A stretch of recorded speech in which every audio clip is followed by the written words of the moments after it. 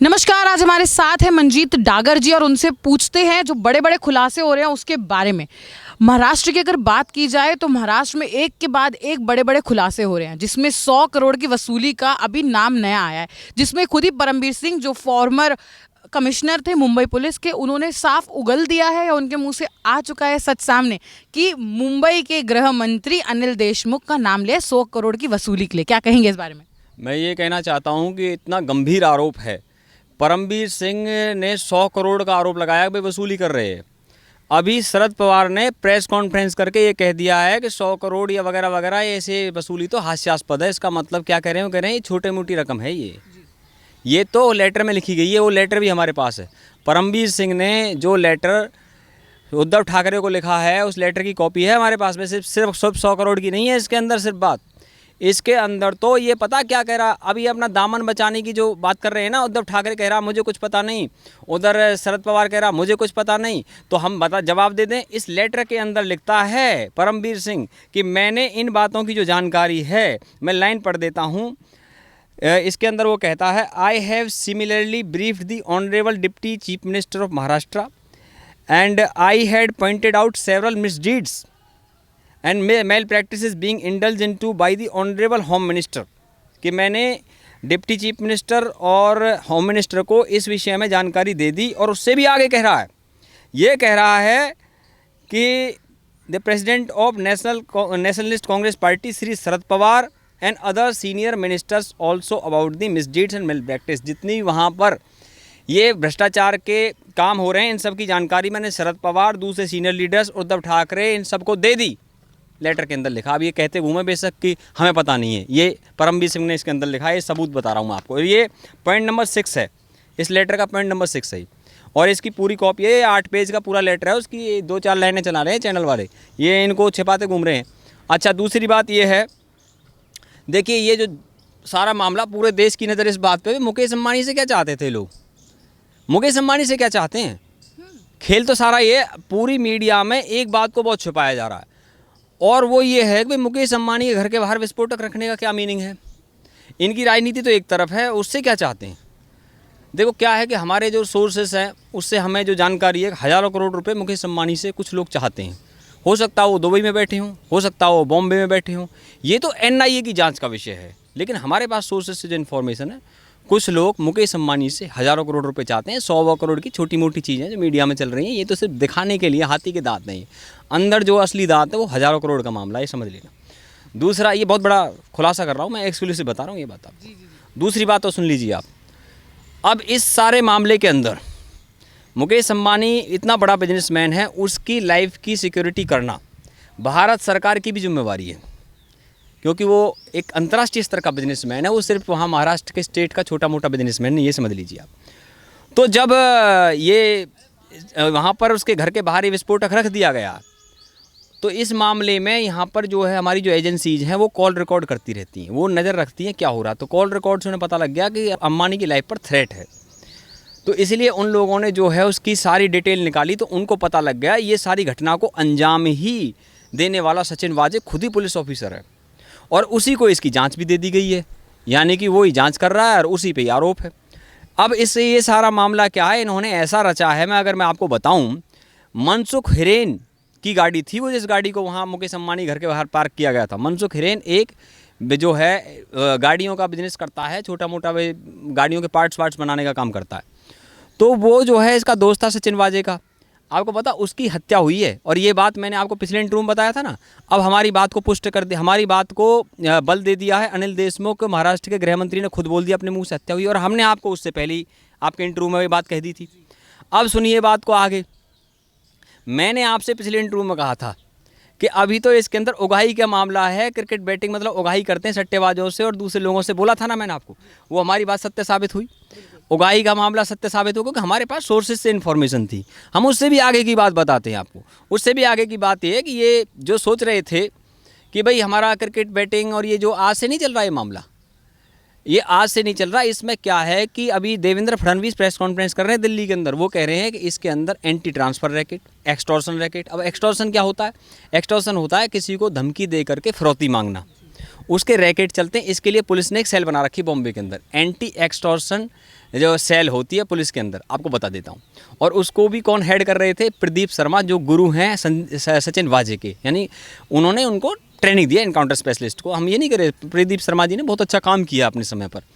90s के अंदर जितने एनकाउंटर स्पेशलिस्ट मुंबई में काम करते थे उन सबको जो ट्रेनिंग दी है ना, वो ट्रेनिंग प्रदीप शर्मा ने दी है। वो सीनियर ऑफिसर थे मुंबई पुलिस के अंदर, और उसने सचिन वाजे को भी ट्रेनिंग दी है, उसने दया नायक को भी ट्रेनिंग दी है। दया नायक के जीवन पे तो कई फिल्में, कंपनी और डिपार्टमेंट और उसके लाइफ पे जो अब तक 56 जैसी फिल्में बन चुकी हैं और काफ़ी सक्सेसफुल रही हैं। एनकाउंटर स्पेशलिस्ट है, अंडरवर्ल्ड की कमर तोड़ी थी। मैं 90s की बात कर रहा हूँ आपको। 90s की बात मैं इसलिए भी कर रहा हूँ क्योंकि यही जो अनिल देशमुख है, क्योंकि उस समय प्रदीप शर्मा तो ये सारा काम अंडरवर्ल्ड को ख़त्म करने कर रहे थे। ये अनिल देशमुख उन्हीं दिनों में 95 के अंदर पहली बार मंत्री बने थे शिवसेना की सरकार में, आपको ये भी बता दूं। और वो उस वक्त इंडिपेंडेंट जीत के आए थे, तब शिवसेना ने इन्हें मंत्री बनाया था। आज ये बेशक मंत्री जो है एनसीपी के, एक नई बात बता देता हूँ, आज बेशक ये एनसीपी की तरफ से होम मिनिस्टर है, लेकिन उस समय शिवसेना ने इनको मंत्री बनाया था अनिल देशमुख। इसका मतलब संबंध तो अनिल देशमुख के शिवसेना से है। अच्छा, दूसरी बात, अब ये सरकार टूट सकती है। अब मैं इनसे पूछना चाहता हूँ, मुझे बताइए, अगर आपको ये सब जो है आप डाल रहे हो कि परमवीर सिंह की गलती है या फिर शिवसेना वालों की गलती है, शिवसेना वाले कह रहे हैं एनसीपी की गलती है, तो फिर गठबंधन टूट क्यों नहीं रहा है? ये ढूंढ रहे हैं इसके अंदर, किसको ढूंढ रहे हैं? स्कैप गोट जिसे कहते हैं ना, बलि का बकरा। अब बलि का बकरा बनाने के लिए इन्होंने चुन लिया कि परमवीर सिंह को कर दो आगे, कि इस पे सारा डाल दो। तो परमवीर सिंह ने तो लेटर लिख करके इन सबको ही घेरे में ले लिया कि इसमें ये, इनको मैंने सबको बता दिया, मैं जो कुछ कर रहा था और जो मुझे बोला जा रहा था ये सब मैंने शरद पवार को भी बता दिया, मैंने उद्धव ठाकरे को बता दिया, मैंने डिप्टी चीफ मिनिस्टर को बता दिया, मैंने सबको बता दिया। इसका पॉइंट नंबर 6 कहता है इनके लेटर का। क्लियर हो गया। अब आगे की बात बताते हैं।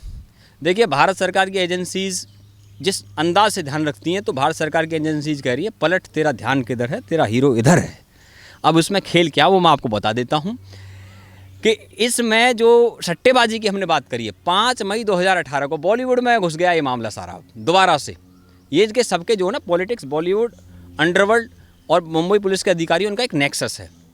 वो नेक्सस मैं आपको बता रहा हूँ। इसमें क्या है? ड्रग्स के रैकेट, इसमें जो है प्रोस्टिट्यूशन के रैकेट, इसके अंदर ट्रांसफ़र के रैकेट, मल्टीपल रैकेट्स वहाँ बॉम्बे में काम कर रहे हैं। और इनके जो तार जुड़े हुए हैं ना, वो दुबई में अंडरवर्ल्ड से भी जुड़े हुए हैं और इनके तार पॉलिटिक्स में भी जुड़े हुए हैं। उसका मैं आज यहाँ पे सबूत के साथ जानकारी देता हूँ। सबूत सुनो मेरे से आप।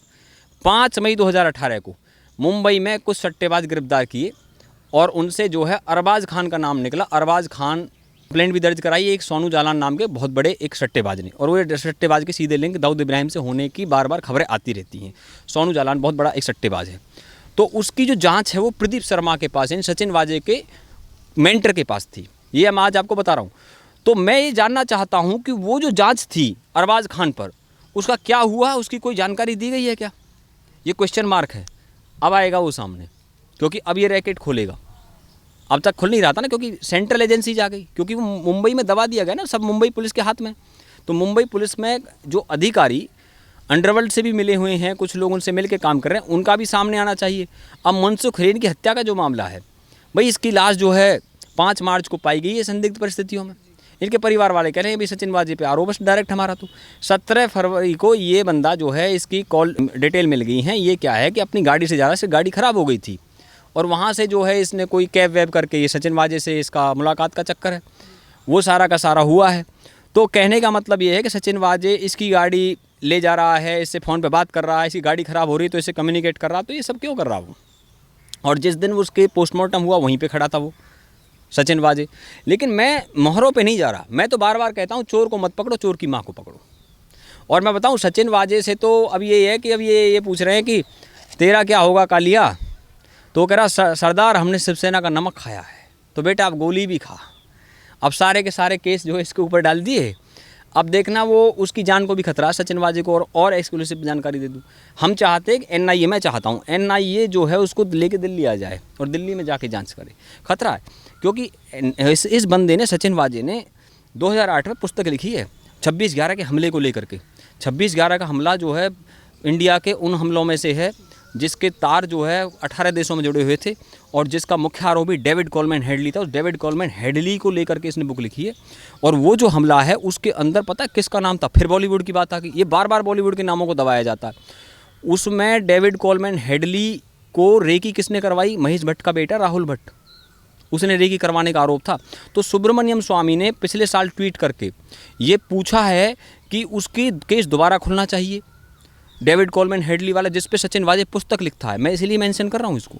और उसमें इसकी भूमिका की जांच की जानी चाहिए, महेश भट्ट के बेटे की, राहुल भट्ट की, कि ये रेकी क्यों करवाता है। ये जिम चलाता था वहाँ पे मुंबई के अंदर, इसके जिम में एडमिशन ले लिया डेविड कोलमैन हेडली ने। वो अमेरिकन नागरिक था और पाकिस्तान मूल का था, और वो मुख्य आरोपी था उसका 26/11 के हमले का। जब FBI ने उससे इंटेरोगेशन करी अमेरिका के अंदर, शिकागो के अंदर नार्को टेस्ट किया, तब जा कर के उसने जो ये उगला है कि भाई मेरे साथ में मेरा सहयोग किसने किया? महेश भट्ट के बेटे ने। चलो उससे नहीं जाता, मैं आगे की बात बताता हूँ आपको। ये मुझे बताने पड़ रहे हैं यहाँ पे, ये सारे रैकेट जुड़े हुए हैं, कनेक्शन एक जगह नहीं है, ये मल्टीपल जगह पे कनेक्शन है। अब आपको इससे आगे की बात समझाते हैं। मसला सारा ये हो रहा है कि भाई ये जो घालमेल है ना इनका, जो मुंबई में बड़ी बड़ी पार्टियां होती हैं, उन पार्टियों में मुंबई पुलिस के लोग जाते हैं, बॉलीवुड के लोग जो वो पार्टियां करते हैं, ड्रग्स चलता है उनके अंदर, उनमें अंडरवर्ल्ड के लोग भी आते हैं, उसमें पॉलिटिक्स के लोग भी आते हैं, आपको हम बता दें। और ऐसे ऐसे करेक्टर हैं, अगर मैं नाम लूँ, एक करेक्टर मैं आपको बता रहा हूँ, जो है कॉर्नर स्टोन कंपनी का CEO है बंटी सचदेव। ये बंदा ब्रांड को मैनेज करता, विराट कोहली, KL राहुल, रविंद्र जडेजा और हरियाणा की जाट छोरी विनेश फोगाट का ब्रांड मैनेज करता है। और इसी की कंपनी में 10 सालियान काम करती थी, इसलिए मैं इसका नाम ले रहा हूँ। इन्होंने क्या किया है कि इनकी कंपनियों में काम करने वाले जो एम्प्लॉई हैं, अगर उनकी कहीं पे संदिग्ध परिस्थिति में मौत हो जाती है, तो जब इनसे इंटेरोगेशन होती है तो ये उसको सुसाइड ही क्यों बताते हैं? ये बहुत बड़ा क्वेश्चन है। और मैंने पिछले इंटरव्यू में आपको बताया था कितनी हत्याओं को इन्होंने सुसाइड साबित कर दिया है। और इसका मैं लंबा नहीं जाता, इसमें मैं आपको थोड़ा सा टाइम लेके और एक लाइन में मैं इसका ब्रीफ कर देता हूँ, ऑडियंस के लिए ज़रूरी है। 5 अप्रैल 1993 को दिव्या भारती की संदिग्ध परिस्थितियों में मौत हुई। आरोप लगा साजिद नाडियाडवाला पे। 98 के अंदर उसकी फाइल, उसकी क्लोजर रिपोर्ट बंद कर दी गई। सवाल जितने थे, उसके शरीर में एल्कोहल मिला दिव्या भारती के, और वो इतने उस फ्लोर से ऐसे कैसे गिर गई, तो उस सवालों के जवाब आज तक नहीं मिले, क्वेश्चन मार्क लगा हुआ। Point number 1। पॉइंट नंबर 2, 3 जून 2013 को जिया खान की संदिग्ध परिस्थितियों में मौत हुई, और उसमें UK का एक फॉरेंसिक एक्सपर्ट हायर किया, राबिया खान ने, जो उसकी माँ थी जिया खान की, और वो एक्ट्रेस भी रह चुकी है, ये भी समझ लेना आप। यानी बॉलीवुड के लोगों से उसके संपर्क थे। इसके उस UK का एक्सपर्ट वो लेके आई जिया खान के, उसके जो है फॉरेंसिकली यहाँ चोटों के निशान मिल गए उसको, और उसने उसे मर्डर बता दिया। उसकी अभी तक CBI जांच कर रही है।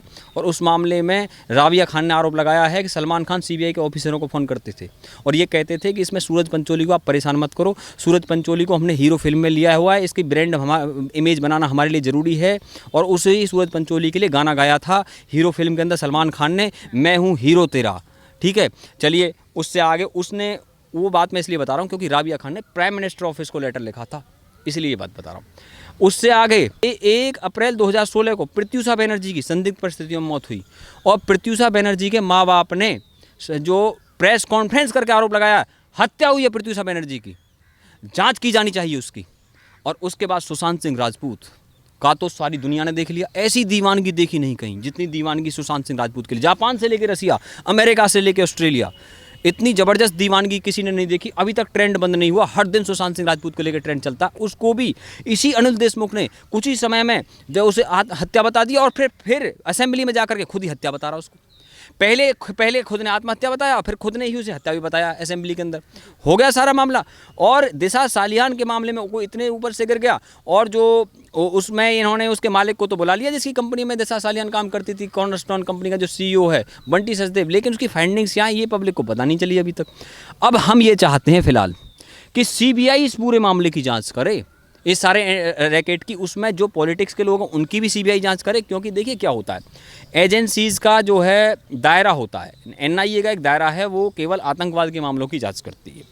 ED का दायरा है, वो एनफोर्समेंट डायरेक्टरेट क्या है कि वो मामले के जांच करती है इकोनॉमिक मामलों की। और इसलिए जो दायरा होता है ना किसी भी, NCB वो ड्रग्स के मामलों की जांच करती है, लेकिन CBI को कुछ स्पेशल पावर्स हैं। CBI डायरेक्टली PMO को रिपोर्ट करती है और होम मिनिस्ट्री को भी रिपोर्ट करती है। और मैं आपको ये भी बता दूं, इसमें अलग से ऑफिसर नहीं होते हैं। NCB, NIA और CBI के ऑफिसर ही आपस में चेंज होते रहते हैं। जो आज CBI का डायरेक्टर है, ये पहले जो है जो NCB का डायरेक्टर है, पता है आपको, राकेश अस्थाना, ये पहले CBI का डायरेक्टर था, और इसको जो है अपॉइंट किया था PM मोदी, मल्लिकार्जुन खड़गे और चीफ जस्टिस ऑफ इंडिया ने स्पेशली। आपको मैं बता बता देना चाहता हूँ इस मामले में, क्योंकि इनमें जो ऑफिसर्स होते हैं वो डेपुटेशन करके एक दूसरे में चेंज होते रहते हैं। समीर वानखेड़े जो आज एनसीबी के अंदर है, ये भी पहले जो है इसमें सीबीआई और कई अदर एजेंसीज में काम कर चुका है। तो इसलिए मैं ये सारी जानकारी दे रहा हूँ। वो ये सारे ऑफिसर उन सारे मामलों को देख रहे हैं, अलग अलग सारे रैकेट्स को देख रहे हैं, कभी इस एजेंसी में रह करके, कभी उस एजेंसी में रह करके। पूरी जानकारी दे रहा हूँ मैं आपको। और मैं बता दूं, इसमें ग्लोबल जानकारियाँ भी जुटानी पड़ रही हैं। इसके अंदर ग्लोबल जानकारियों के लिए 2 चीज़ों का इस्तेमाल हो रहा है। क्यों जुटानी पड़ रही है? क्योंकि इसके दुबई अंडरवर्ल्ड से सीधे लिंक हैं। ऐसे ही नहीं, मैं सबूत के साथ बता रहा हूँ। और इसमें ग्लोबल जानकारी जुटाने के लिए रिसर्च एंड एनालिसिस विंग होती है, इसको रॉ कहते हैं। और इसके अलावा इंटरपोल होती है। इंटरपोल अपने आप में कोई एजेंसी नहीं होती है, वो हर देश की जो पुलिस होती है वो ही जो इंटरपोल का काम करती है। इंटर प्लस पोल, इंटरनेशनल पुलिस। और जो सीबीआई का ऑफिस है दिल्ली के अंदर सीजीओ कॉम्प्लेक्स में, उसी के अंदर इंटरपोल का ऑफिस है। और सीबीआई के ऑफिसर ही इंटरपोल के ऑफिसर भी इंडिया के अंदर, यूके के अंदर ये काम एनसीए करती है, नेशनल क्राइम एजेंसी, जो कि रिपोर्ट करती है होम मिनिस्ट्री ऑफ यूके को। इसलिए मैं ये सारी जानकारी आपको दे रहा हूँ। मामले बेशक उलझे हुए हैं, लेकिन सुप्रीम कोर्ट ने क्लियरली कह दिया था कि जब सुशांत के मामले में भी अगर जितनी भी एफआईआर कनेक्टेड है ना सुशांत सिंह राजपूत से, सारी एफआईआर की जांच सीबीआई ही करेगी, मुंबई पुलिस करेगी नहीं। देखो सुप्रीम कोर्ट ने क्या जताया, अविश्वास जताया उन पर। ये यहाँ मेंशन करना जरूर, क्यों विश्वास जताया, अब तो मिल गया सबूत आपको। सुप्रीम कोर्ट का कहना था कि सुशांत सिंह राजपूत के केस से कनेक्टेड जितनी भी एफआईआर हैं, चाहे वो दिशा सालियान की है, चाहे वो रिया चक्रवर्ती कर रही है, उन सब की जो जांच सीबीआई करेगी। लेकिन फिर भी उसका पालन हुआ क्या? नहीं हुआ ना। रिया चक्रवर्ती ने सुप्रीम कोर्ट के आदेश के खिलाफ जाकर के मुंबई पुलिस में एफआईआर करी, उन्होंने एफआईआर ले भी ली 7 सितंबर को प्रियंका की बहनों पर। इसलिए वो एफआईआर इलीगल है, गैर कानूनी है। मैंने कहा ना, सुप्रीम कोर्ट में जब जाएगी तो डिसमिस हो जाएगी। रद्दी के टोकरे में उठा के फेंक देना चाहिए उस एफआईआर को, क्योंकि सुप्रीम कोर्ट के आदेश का खुला उल्लंघन है वो। और मैं बताऊं, इन्होंने एक उल्लंघन नहीं किया। इन लोगों ने इतने पाप किए हैं कि इतने जुल्म ढाए हैं, तूने भुला देने के काबिल नहीं, उर्दू के शायर कहते हैं। और मैं आपको बता दूं कि जो सचिन वाजे, परमबीर सिंह और इनके जो पॉलिटिकल मास्टर्स हैं, पता खतरा क्या है? एनआईए जब सचिन वाजे से जांच कर रही है तो जिन जिन लोगों के नाम ले रहा है ना बार बार, वो बचने के लिए इनको पता लग रहा बार बार। कारण क्या है? एनआईए एटीएस के साथ मिलकर जांच कर रही है। एटीएस है महाराष्ट्र की पुलिस की यूनिट है, तो वो बराबर इनको जानकारी जा रही है ना कि एनआईए कर क्या रही है। ये खेल समझ रहे हो यहाँ पे, ये खेल समझ लीजिए। और इसीलिए ये लेटर लिखा परमबीर तो अपने आप को बचाने के चक्कर में, उसे ये तेरे को बकरी का बरी का बकराना बना दें। उधर जो है शिवसेना अपने आप को बचाने के चक्कर में। लेकिन यहाँ पे खेल ये हो रहे हैं। मैं आपको बता दूं, सबसे मोटा जो खेल है जिसकी चर्चा ही नहीं हो रही है, भाई अंबानी से क्या चाह रहे हो और अंडरवर्ल्ड से जो तुम्हारे लिंक हैं उसकी जानकारी दो। और जो रैकेट को बचाने का खेल चल रहा है अभी तक, सट्टेबाजी से जो उगाई कर रहे हो, वहाँ बार वालों से उगाई कर रहे हो। जब आर पाटिल ने बहुत पहले ये जब सारे बार बंद कर दिए, तो फिर तो शुरू क्यों कैसे कर दिया आप लोगों ने? इसको शुरू किया उगाई के लिए। आगे सामना एक और सबसे महत्वपूर्ण और अंतिम सवाल कि शरद पवार का नाम इसमें साफ आ गया है, ठीक है। परमबीर सिंह ने जो लेटर लिखा उसमें बहुत सारे बोल सकते हैं सभी का नाम ले दिया, एनसीपी, साथ ही साथ एनसीपी के बड़े नेता, शिवसेना के दिग्गज नेता, सबका आ गया। शरद पवार लेकिन कहते हैं कि अनिल देशमुख का जो नाम लिया है वो एक बहुत सीरियस मैटर है, उस पर जांच होनी चाहिए। अगर जांच होनी चाहिए तो वो खुद क्यों नहीं हटा देते उनको, अनिल देशमुख को? और अगर हटाना नहीं चाहते तो साफ बात है, ये सीधे तौर पर ये इशारा करता है कि वो खुद इन्वॉल्व हैं। कहते हैं ना, वो अजीत का डायलॉग था फिल्मों में, वेरी स्मार्ट बॉय। बहुत स्मार्ट क्वेश्चन है। देखिए, ये खेल है, ये दूसरे के ऊपर डालना और अपने ऊपर से हटाना। कहते हैं, मैं आपको बता देता हूँ, देखिए कहते हैं गलत आप भी नहीं हो, ठीक हम भी हैं। 2 step forward 2 step backward, situation awkward. आप समझ रहे हैं? मैं आपको इसका उदाहरण बताता हूँ। आपने गाइड फिल्म देखी है देवानंद की? गाइड फिल्म के अंदर क्या होता है कि वो जो आम लोग थे ना, वो जो है देवानंद एक चोर था और वो चोर पुजारी बन जाता है, तो आम लोग उस गुनहगार को ही देवता समझते थे। तो आज भी जो गुनहगार है उसको देवता समझते हैं लोग, क्योंकि वो दूसरे को बढ़ा देता है। तो गाइड फिल्म के अंदर जो देवानंद का रोल था कि एक चोर मंदिर में जाके पुजारी बनता है और उस पुजारी को लोग पूजने लगते हैं क्योंकि वो मंदिर का पुजारी है। तो इसी तरीके से कोई चोर पार्टी का हेड है और वो क्या करता है कि अपने अंदर जो चेले चपाटे हैं उनके ऊपर डाल देता है उसको कि तुम ले लो ऐसे अपने सर पे। पता है क्या है, आज तक किसी भी अंडरवर्ल्ड के रोल ने खुद अपने हाथ से किसी को नहीं मारा, सुपारी किलर होते हैं। इसीलिए सीबीआई को टाइम लग रहा है सुशांत सिंह राजपूत के मामले में, क्योंकि मामला ये है कि जिन लोगों को जिन सुपारी किलर को सुपारी दी गई है उनको आदेश किसने दिया, फिर एविडेंस ढूंढो उनके अगेंस्ट में। अब खेल तो ये है कि जब मैं ये चर्चा इसलिए कर रहा हूँ कि इतने कॉम्प्लेक्स मैटर हैं, क्योंकि ये तो ये देख लेते हैं कि भाई तुम फंसने नहीं चाहिए। इसलिए तो श्रीदेवी को जो संदिग्ध परिस्थितियों में मौत हुई है दुबई में हुई, उन्हें पता है इंडिया के अंदर तो इंटेरोगेशन होगी ना, जैसे सुनंदा पुष्कर थरूर के मामले में फंस गए थे ये, उसको आत्महत्या बताइए, पूरी मीडिया ने बताया कि नहीं बताया, और सुब्रमण्यम स्वामी ने उसको हत्या साबित कर दिया। सुप्रीम कोर्ट में चार्जशीट लग गई है और हाई कोर्ट ने डिसमिस कर दी थी। अब समझ लीजिए, ये 7 जनवरी 2014 को ये घटना हुई है सुनंदा पुष्कर थरूर की, और 1 साल बाद 17 जनवरी 2015 को एफआईआर हुई है, लेकिन सुब्रमण्यम स्वामी ने उसको जो है हत्या साबित किया। और इस मामले में भी देखिए यही सारा मामला है, क्योंकि जो हत्या को सुसाइड साबित करने में इन्हें महारत हासिल है। इसे कैसे किया जाता है, इसके लिए डॉक्टर को मैनेज कीजिए, पुलिस को मैनेज कीजिए, पोस्टमार्टम रिपोर्ट मैनेज कर लीजिए, पुलिस को मैनेज कर लीजिए, खेल हो जाता है।